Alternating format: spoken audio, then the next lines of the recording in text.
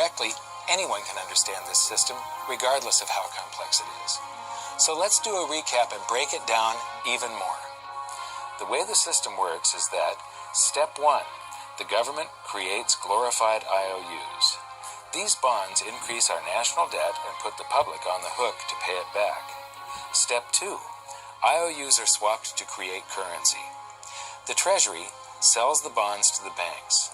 The banks then turn around and sell our national debt at a profit to the Federal Reserve, which they probably own.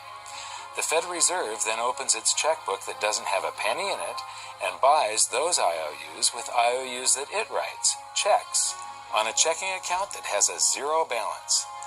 Then they give those checks to the banks and currency just springs into existence, and then the whole process repeats. This results in a buildup of bonds at the Federal Reserve and currency at the Treasury, which is really just a supply of numbers. The Treasury then deposits the numbers in the various branches of the government, and we get to step 3. The government spends the numbers on promises, public works, social programs, and war. Then the government employees, contractors, and soldiers deposit their pay into the banks, and we get to step 4, where the banks multiply the numbers by magically inventing more IOUs through fractional reserve lending, where they steal a portion of everyone's deposit and lend it out. That currency gets redeposited, and then a portion is stolen again, and the process repeats over and over, magnifying the currency supply exponentially. Then we work for some of those numbers, which brings us to step 5, where our numbers are taxed.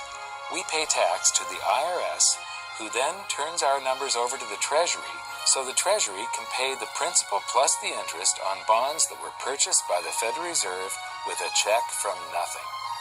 Then we get to step 6, the debt ceiling delusion. The system is designed to require ever-increasing levels of debt and will eventually collapse under its own weight because politicians always kick the can down the road. They don't want it to collapse on their watch. And finally, step 7, the secret owners take their cut. The world's largest banks own the Federal Reserve. Those banks make a profit selling our national debt to the Fed. They make a profit when the Fed pays them interest on the reserves held at the Fed, and the Fed pays them a 6% dividend on their ownership of the Fed. This system is fundamentally evil.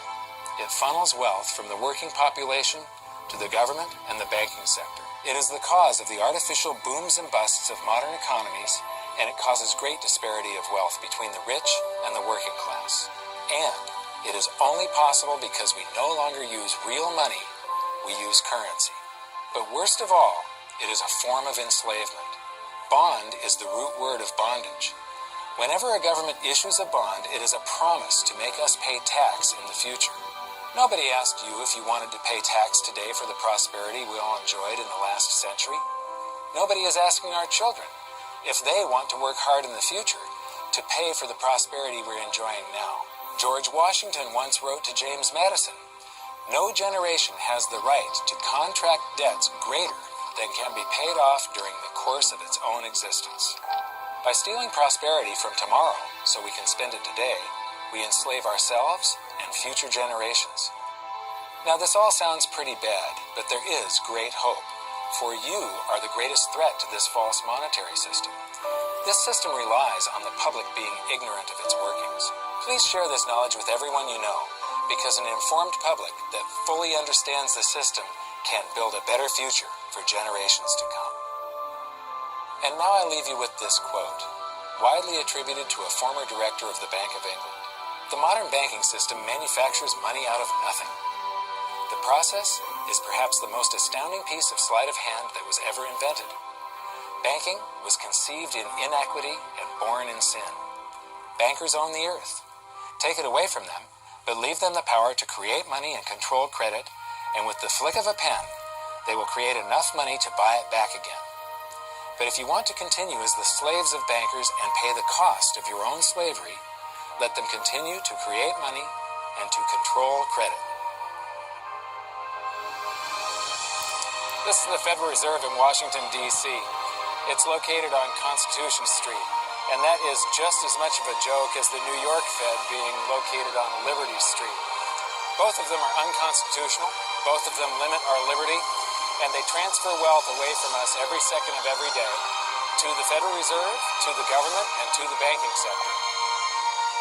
You are now among the 1 in a million who can detect the theft of your prosperity. So the big question is, what can you do about it? 1. Watch this video until you can describe and teach it to others.